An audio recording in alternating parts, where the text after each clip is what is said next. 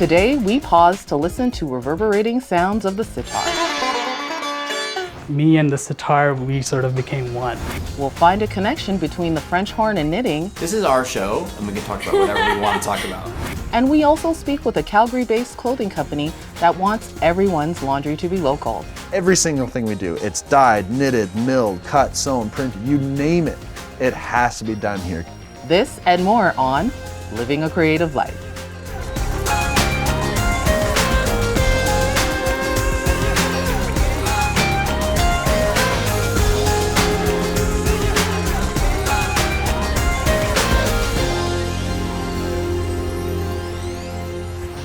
I'm Adora Wolfor, and today we're featuring the world's youngest sitar player, a French horn player who also has a knitting podcast, and a clothing company that wants to bring us all closer together through Canadian-made garments. Let's check out what's going on in the socials. First up, a lovely winter painting by Group of 8 called Blue Moon. Judy Ruggles Art is already in the Christmas spirit with her handmade cards. And here's Alex Hunt's studio with another something wintry blue, a beautiful contemporary original on canvas. Ayush Ghosh is the youngest professional sitar player in the world, and he lives right here in Calgary.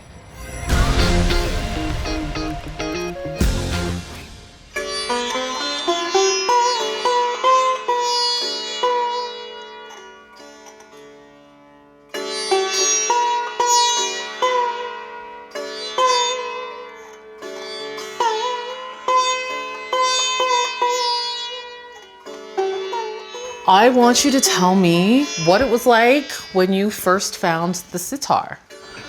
Yeah, so, my parents are the ones who actually introduced me to this instrument. So when I first touched this instrument and just strummed it for the first time, I felt super connected. And I think like me and the sitar, we sort of became one.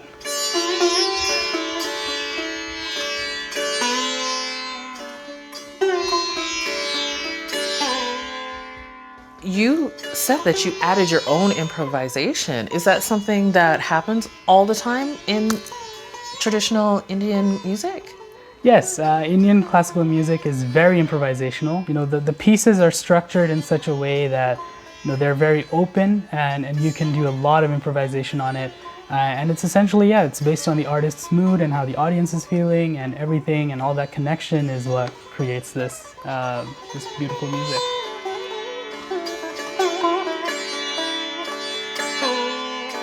My first performance was when I was 6, and that was we used to live in Singapore at that time, and then in 2008 we moved to Canada and in Calgary. I was really fortunate to be invited to play for the Dalai Lama.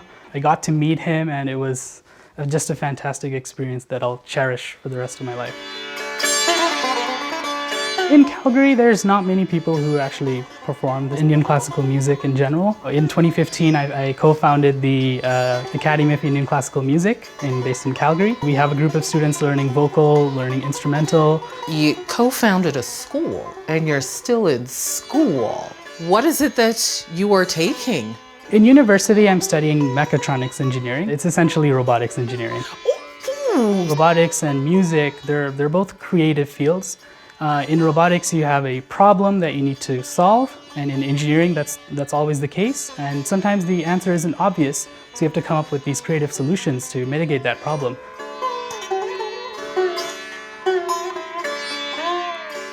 I've always worked towards, bringing this music on stage in front of a different audience, and that's what I've been doing. I've been trying to take Indian classical music and bring Western music into the mix, and without losing the purity in either.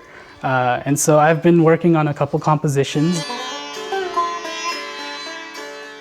Over here, not so many people are familiar with this type of music, but in the end, music is universal, so I have no issues connecting with the audience.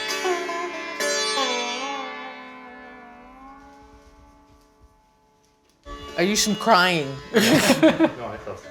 Thank you. That was really beautiful. I really enjoyed it, so thank you for speaking with me. Max Stein is a talented French horn player, but also has a, shall we say, mature side hobby. I sat down to talk with him all things knitting.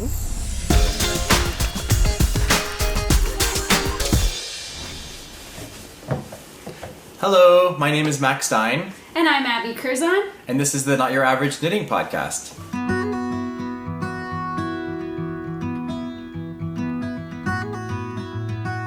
People always ask me, how long does it take for you to make a sweater? And I say that it varies a lot on the pattern, how difficult the pattern is, especially how thin the yarn is. So the sweater you're wearing, the yarn is very thin. Where did knitting come from? Because it doesn't seem like some hip guy playing the French horn would just be like, oh, I'm gonna knit now.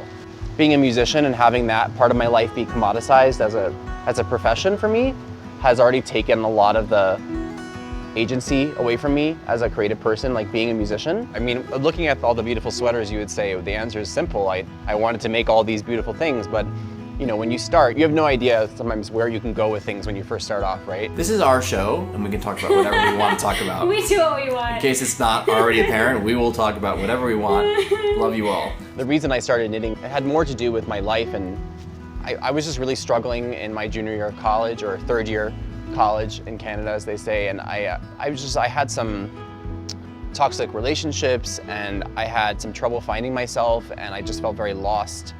And I decided, why don't we try some new things? What's the most ridiculous thing that I would ever think of myself doing? Knitting. That seems like something that only old ladies do. Yeah. And then yoga. Knitting definitely was super helpful for me in that time of my life, and not so much the actual crafting, but the community it brought to my life. I ended up creating all these friendships with these older women, probably average age 65 years old. It's interesting because I remember thinking, what would I have to bring to that conversation? How could I connect with someone who's 70 years old? The knitting was sort of the opener to the conversation, and it provided like the first step, something that we could relate to. And so if we couldn't talk about anything else, we could talk about knitting. You're new to Calgary. You've been finding your place. You talked about music being your career. What brought you here? I feel like it's music.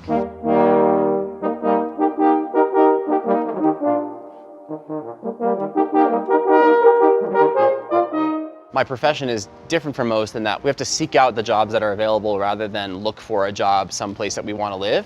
I started my master's degree at Rice University in Houston. I wanted to make a living playing the French horn.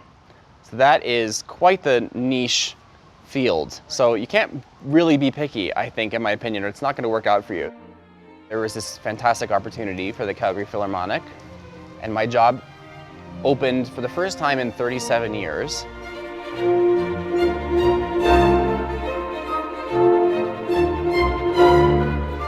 I flew here, and the audition day was about 8 or 9 hours long. Then they offered me the job, and about a week or two later, I took the job.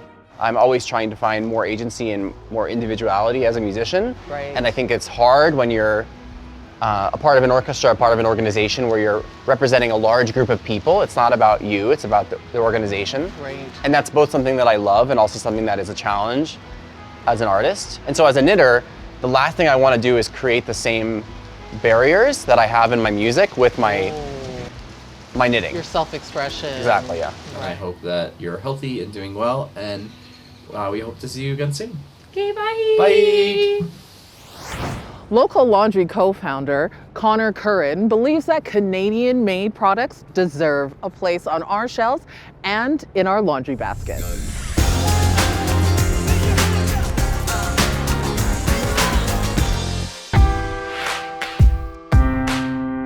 We are talking with Connor Curran from Local Laundry.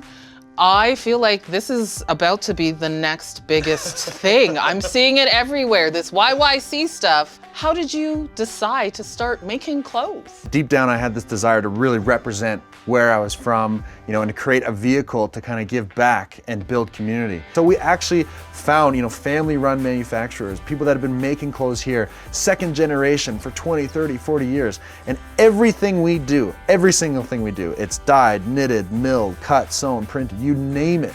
it has to be done here because we want to make clothes that build community, but also support a diverse Canadian economy. And I was always kind of drawn to clothing because clothing has this innate ability to express your values in both a subtle or conscious or even a subconscious way. You know, how we decide to dress ourselves is an expression of who we are as a person.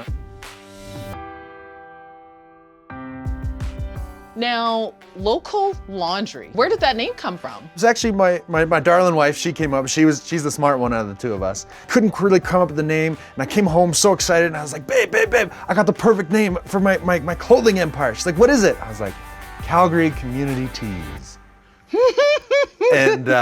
and she was like, darling, I love you, Connor, I love you, but that's a terrible name. You know, we want everyone's laundry to be local, so why don't you call it Local Laundry? And I was like, You're the smartest person I know. That's a great name.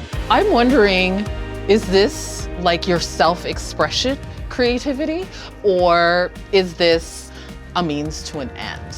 Well, I'll be honest, it's a way to express not only our creativity, but other people's creativity. Because we want a big part of it, and a big pillar of what we do about building community is sharing other people's stories. So we want to work with organizations, other businesses, nonprofits, and help share their story. Because there's a lot of creatives in this city. So we just find the medium of clothing, we can be used as a platform to kind of help share those stories and get those creative ideas out there. And that's been the best part of this whole venture. What is next for Local Laundry? It's twofold, to be honest. The first is we want to be heralds of Canadian manufacturing. We want to help revive and thrive Canadian manufacturing. Let's make stuff in this country again. Let's actually help create a diverse Canadian economy. So we want to be at the forefront and just talk about we need to support Canadian made. Now the second thing is we have a goal that we want to raise over $1 million for local charities across Canada. There's so many ways to give back as a small business that just because you're a small business doesn't mean you can't have a big impact. Thank you, Connor, for inspiring us to shop local. And to all you creative Calgarians for sharing your distinctive talents.